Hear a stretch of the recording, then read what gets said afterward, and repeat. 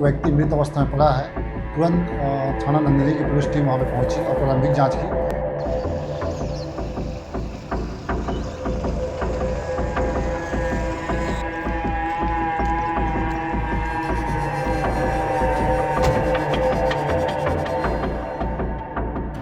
3 दोस्त शराब पार्टी करते हैं।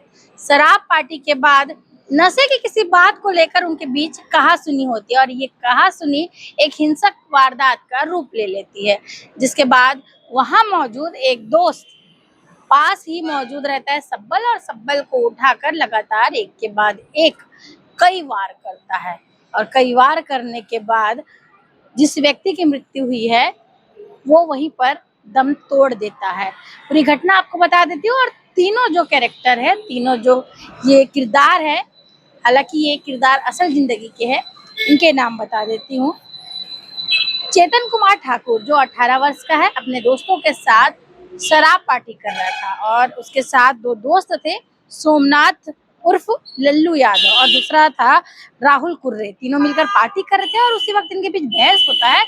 बहस के बाद सोमनाथ को गुस्सा आ जाता है, वो सब्बल से उठाकर चेतन ठाकुर के सिर पर वार पे वार करता है और ये वार इतना घातक रहता है कि चेतन ठाकुर की मौके पर ही मौत हो जाती है। इस घटना के बाद बाकी जो दोस्त रहते हैं वो घबरा जाते हैं और घबराने के बाद अब सोचते हैं कि इस हत्या को छुपाया कैसे जाए, सबूतों को ठिकाने कहाँ लगाया जाए। तो पास ही तालाब रहता है, जिस सब्बल से ये लोग वार करते उस सब्बल को और साथ ही जो कपड़े उन्होंने इन लोगों ने वारदात के वक्त पहने थे उन कपड़ों को तालाब में डाल देते, उस सब्बल को तालाब में डाल देते और वहां से फरार हो जाते हैं। लेकिन जब पुलिस को सूचना मिलती है कि एक व्यक्ति का शव मिला है, उसका सिर बेहद ही बेदर्दी से सब्बल से कुचला गया। पुलिस को पहले ये भी नहीं पता था कि ये जो घटना है ये किस वेपन से, किस हथियार से अंजाम दी गई है। फिलहाल ये प्रतीत होता है पुलिस को शुरू में कि किसी भारी चीज से मारा गया, जिसके कारण ये जो सिर है ये बुरी तरीके से कुचला गया है। पुलिस लगातार तलाश करती है, आसपास के लोगों में पूछताछ करती है, इनके बारे में पता करती है तो पता चलता है कि उस रात ये 3 लोग वहां पर पार्टी कर रहे थे और ये सारी घटना हो गई। लगातार पुलिस की टीम वहां पर पहुंचती है, स्कॉट डॉग की टीम लगाई जाती है, एफएससीएल की टीम पहुंचती है और तमाम साक्ष्य इकट्ठा करने का प्रयास करती है। तभी पता चलता है ये दोनों आरोपियों के बारे में, इनसे पूछताछ की जाती है तो सारा जो पिक्चर है, सारी जो कहानी है वो क्लियर हो जाती है कि किस प्रकार से इन्होंने घटना को अंजाम दिया और अंजाम देने के बाद जो हथियार था और जो कपड़े थे जो मौकाए वारदात पर पहने गए थे उसे तालाब में ठिकाने लगा दिया।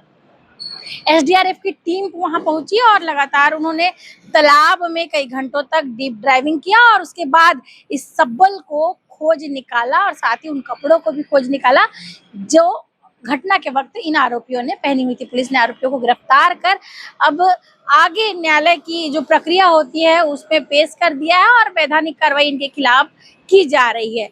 जिस प्रकार से आए दिन ऐसी घटनाएं हो रही हैं और ये जो घटना है वो नशा करते वक्त हुई, तो कहीं ना कहीं ये ऐसा लग रहा है कि ये जो घटना है ये नशे के कारण हुई और इसका एकमात्र जड़ नशा ही नजर आ रहा है। और वैसे भी कहा जाता है कि नशा नाश का जड़ होता है और इस घटना से ये चीज साफ भी हो जाता है कि वाकई में नशा जो है नाश की जड़ होता है। इस पूरी घटना के बारे में आपकी क्या राय है, आप कमेंट करके बता सकते हैं। तब तक बने रहिए हमारे साथ। दैनिक चिंतक के लिए मैं भारती। जिला दुर्ग के अंतर्गत थाना नंदिनी में एक ग्राम है डूमर, वहाँ से पटवार के द्वारा सूचना दी गई कि एक व्यक्ति मृत अवस्था में पड़ा है।